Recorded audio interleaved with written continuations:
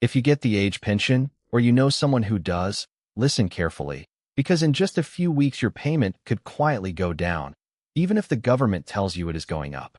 From the 20th of September, Centrelink is raising the deeming rates that decide how much of your savings and investments count as income.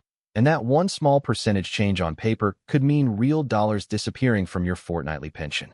The two new numbers you need to remember are 1.75% and 3.75%. And if you do not understand exactly how they apply to you, you could end up losing part of your pension without ever knowing why. Stick with me for the next few minutes, because I am going to break this down in the simplest way possible, so you know exactly what is changing, who it affects, and what you can do about it before the new rates kick in. Welcome back to Aussie Benefit, the channel where we make Centrelink, superannuation, and age pension rules easy to understand, so you can protect your income and get every single dollar you are entitled to. My name is James, and every week we cover the latest updates that affect Australian pensioners and retirees, breaking down confusing government announcements into plain, simple language. If this is your first time here, hit that subscribe button right now and turn on notifications, because we post new videos regularly on age pension changes, deeming rates, asset tests, and all the little details Centrelink does not always explain clearly. And if you find this video helpful, please give it a like. It genuinely helps this channel reach more Aussies who need this information.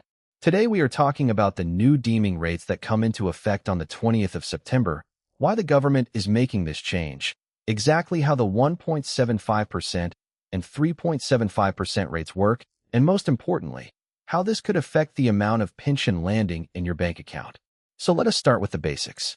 Deeming rates are not the actual interest you earn on your bank accounts, shares, or superannuation. Instead, Centrelink assumes, or deems, that your financial assets are earning a certain rate of return, regardless of what they are actually earning. This assumed income is then used in the income test to work out how much age pension you receive. There are two deeming rates, a lower rate and a higher rate, and they apply differently depending on how much you have in financial assets. Since March this year, the lower rate has been 1.25% and the upper rate has been 3.25%. From the 20th of September, both rates are increasing by half a percentage point, taking the lower rate up to 1.75% and the upper rate up to 3.75%. For a single pensioner, the lower rate applies to the first $64,200 of your financial assets, while anything above that threshold is deemed at the higher rate. For couples, the lower rate applies to the first $106,200 combined, with the higher rate kicking in above that. These thresholds themselves are usually reviewed alongside indexation, so it is worth double-checking the exact figures with Centrelink closer to the date, since small adjustments are common. Now here is the part that really matters to you. Because deemed income is higher under the new rates, your total assessable income for the pension income test goes up too, even if your actual bank interest or investment returns have not changed one bit. If your income was already close to the cutoff point for a part pension, this increase could push you over the threshold, meaning your fortnightly payment gets reduced, or in some cases, you could lose eligibility altogether if you are right on the edge.